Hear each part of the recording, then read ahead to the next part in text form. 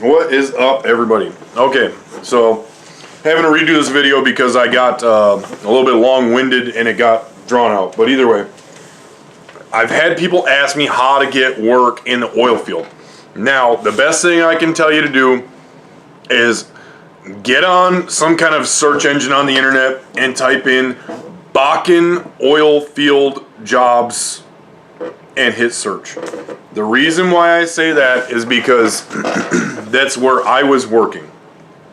Now, there are other oil fields in the United States. This particular one where I was working, located in North Dakota, and it spans up into Canada and over into Montana and comes back around. It's a big area right there. Now, you can go and get work down in Texas, but the way I understand it, I don't know, I haven't worked there, but from people that have, and people, I do have a couple buddies that work down there, but they're like safety operators on work on rigs. And it's different than driving. It's different than truck driving altogether. So, you gotta be smart about the stupid shit you do. I understand it as you can't make as much money down in Texas because they have so many rules and regulations. Whereas up in North Dakota, BAKKEN area, it's not that they don't have them, because they do have them, but they're a little bit more lax on certain things because a lot less densely populated. There's definitely people there, and you're amongst the people driving through, handling all this stuff, but there's a lot less people you got to worry about. That's my understanding of it. And so, you know, BAKKEN oil field, BAKKEN oil field, that's up in North Dakota where I was working. There's multiple locations where you can work, and I could tell you them all. Well, I can't tell you them all, but it's going to be easier for you to get on the internet, search it, and figure it out. Now, something that you need to understand about going up there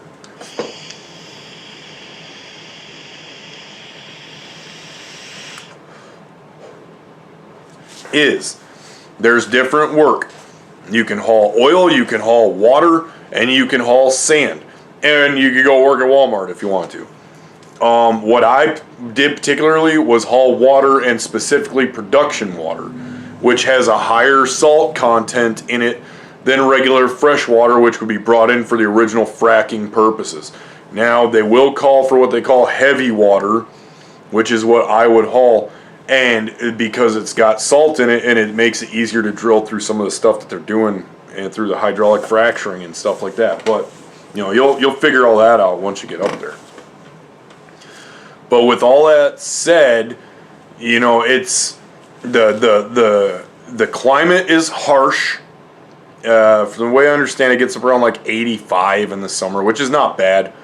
But in the wintertime, whoo, I'm telling you right now, negative 41 was the coldest that I had seen it. And it's rough. You got to buy your clothes up there if you're going to work there. You can't just go in there with stuff from like Florida. It ain't going to work. I was getting paid 25% of the load, and that's how a lot of places do it up there. They just pay their drivers that way. Some people pay hourly. You got to search for the one that works for you.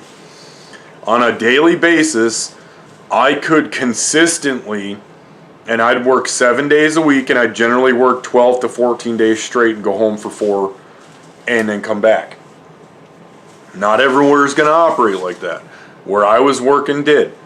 And I'm trying to get back up there right now. The boss had a truck breakdown. I'm kind of sitting at the house working stuff out. I may be going somewhere else. I may not be. I don't know yet. But on a consistent basis, I would work and make for the company, you know, about $2,000, you know, $1,700 to maybe $2,500 a day. And 25% of that, if you just say, hey, cut it in the middle there and go at $2,000 a day, I'm making $500 a day. And then, you know, taxes are going to come out and everything. But, you know, you work that out, and I'm not good with math in my head here, but, you know, it's over. It's a lot of money. It's a lot of freaking money. I mean, $500 a day, even at freaking 4 days right there, you're looking at, that's $2,000. So you're pushing, you know, $3,500, $4,000. I mean, average, what you're going to take home probably is like $2,500 a week. probably a little bit more. It just kind of depends on what you can work. Now up there, you're not mandated the same by the DOT. You still got to fall under certain regulations and guidelines, but because of the fact that you're going to haul a lot of stuff that's going to be like a lot of 30 miles round trip, 15 one way, 15 back, is a pretty good average. You will hit some stuff that's going to be 100 miles, 50 in and 50 out. But that's, I never did anything like that. Mine was generally, 30 miles round trip from my disposal plants out to my rigs, wherever I was working. And it could be shorter. I had a lot of stuff that was a lot shorter. It was like 1 mile, like round trip, 1 mile. And you just, you bill it the way your boss tells you to bill it. And you fill out all the paperwork, but I made really good money. I want to get back up there. I want to go get my own truck and go back up there, because honestly, the amount of money when you look at it from owning your own truck and paying all the bills to working for somebody, yeah, it's just as easy to go work for somebody. That's not a big deal. But if you could own your own truck, oh man, you'd be killing it. You'd probably make like 40 G's a month. Easy. I've done the numbers on it and everything, and that's even after paying the bills. But you gotta just be smart about the stupid shit you do. Like I said, you go up there, the rules and regulations are a little bit different. It's a little bit more wild west attitude. If you're not fitting in, you're gonna know. People are gonna tell you. I mean, they may not tell you. You're gonna catch it in their looks though, and their facial expressions and whatnot. And if you're not fitting in, you're probably not going to last too long, because it's kind of a tight group up there where, if you're endangering someone or not getting along with someone, they're going to look to kick you off the team pretty quick, because while there's a lot of drivers up there, I mean hundreds, thousands of drivers, a lot of people know each other, and you're either fitting in or you're not fitting in. You're either a team player or you're not. It's that simple. Now, the road conditions are not what you're used to. It's very rough, wet, slippery, slick, icy, snowy, muddy, mucky. You imagine it, they can produce it. It's just a matter of what time of year it is and what's going on. And then you got to factor in, you're pulling a tank. Are you domed out and you got it filled all the way up? Or do you have a half load on? And most of these guys, they pull probably about a 150 barrel tank. Each barrel is worth 42 gallons, and each gallon of water is no less than 8.5 pounds per gallon. So I mean, you do the math on that, but these loads can get pretty heavy pretty quick. And if you jam your brakes on too hard at the wrong time, and you watch some of my other videos, whoosh, you're gonna go right over one of these edges, man, and like off a bluff or a cliff or something like that. And yeah, you may look at it and say, oh, it's only 100 feet, or oh, it's only 20 feet, or 50 feet, or whatever. That's not that far. Well, I don't know. Hop in a freaking semi and drive off it if you really want to figure it out. Personally, I've had enough slides, enough skids where it tightened me up real quick, where I figured out that, you want to know what, I was going 25 miles an hour, and it was slick outside. I was going way too fast for road conditions. And I corrected myself, and I went a lot slower, a lot quicker, if that makes sense. And you're gonna have to learn it. I mean, the only way you can do it is learn it. So if you don't get the pucker factor going on while you're up there, you're not doing something right. And that's all there is to it.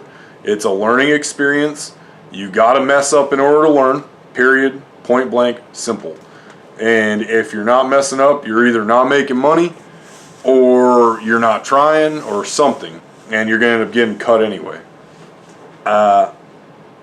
It's really, honestly, a very simple job.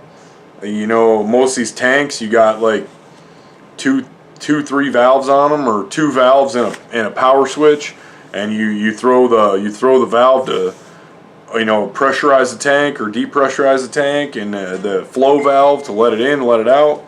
Whatever it is, it's super simple. They'll teach you all that stuff up there.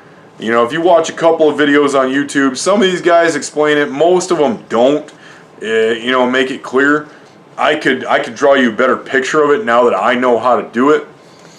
And the vac trailers, You know, I don't know if I prefer running a vac trailer over a gear pump or not. They both have their advantages, disadvantages, you know, high points, low points, whatever you want to call it.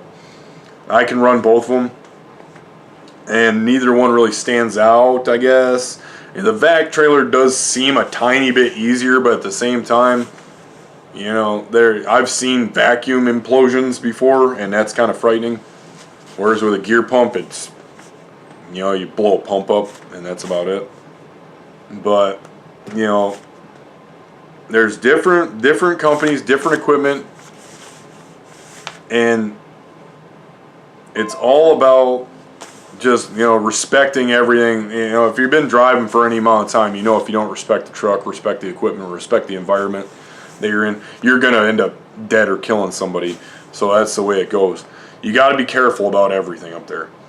And like I said before, the best thing I can tell you to do is you just get on, search it, BAKKEN oilfield jobs. You'll make great money going up there as long as you can stay consistent in your working pattern. Look for a decent company. You know, shop around. Don't jump on the first thing that you find, because there's enough work up there. As long as you got a good, clean driving record is really the biggest thing. A lot of people don't really care about, you know, you know, if you got like a felony or something like that, or, you know, you got, you know, DUIs on your record or something, but you still manage to have your CDL. A lot of this stuff gets looked past up there. I'm not going to guarantee anything, but there's enough work to where if you're a productive worker, you're not out getting in trouble, you're not out drinking, you're not out fighting, you're not out doing drugs or messing with the freaking hookers or something like that. You're showing up to work on time. Show up to work on time and work your butt off the way you're signing in to do. And it's not, there's a lot of contracts. A lot of the stuff up there, it can come and go just as quick as you got in. But if you're being a productive member up there, you can guarantee that, you know, you'll always have work. You will always have work. Even if the company you're working for gets slow, they'll push you off and refer you to somebody to keep you going. So my best advice is, you know, again, be smart about the stupid things you do. Get on the internet, search it out, BAKKEN oilfield jobs, go north, do not go to Texas. If you want to haul sand, look for sand jobs. If you want to haul water like I did, go haul water. Personally, I think that I would probably prefer the water over the sand, because you see water trucks everywhere, and sand, you see them everywhere, but you don't see them as much as water trucks, because there's more water coming off than there is sand going in. And they're drilling new wells every single day, but it takes like 30 days to drill a well at a minimum if they're doing really, really good. And the only thing they use the sand for is, you know, fracking. And I mean, if they're only drilling a well every 30 days, yeah, you could bring in, you know, 1 million pounds of sand. You could do that, but not every well drills the same. You know, it could take a certain amount of sand, like 10,000 pounds over here, to drill it and be good. And then this one over here, it could take 1 million pounds to drill it. It just depends on what they're drilling through. So personally, I would probably go after water like I did. And I got a really good opportunity to head up there and do it and get shown how to do it, trained how to do it, run new equipment, and do stuff that I hadn't done before. I had a very lucky opportunity. I took it. I liked it. I am trying to get back up there right now. It's just the environment is so harsh. The equipment gets beat up, and I got a call that a transmission had blown out, and that was that. And now I'm sitting. So it would probably behoove you to go for a little bit larger of a company that can put you directly into another truck if something like that happens, or at least a company that has extra trucks. They don't got to be big as long as they have extra trucks. But I mean, I guess that's the long and short of it right there. If you have any other questions, something that maybe I forgot to mention here, or that you're interested in that you think I should have mentioned, feel free to hit me up in the comments, hit me up through Messenger, hit me up somehow, some way, somewhere, and I'll be glad to help you out. It is a great job. It is a good opportunity, especially if you're trying to make fast money and do something else with your life.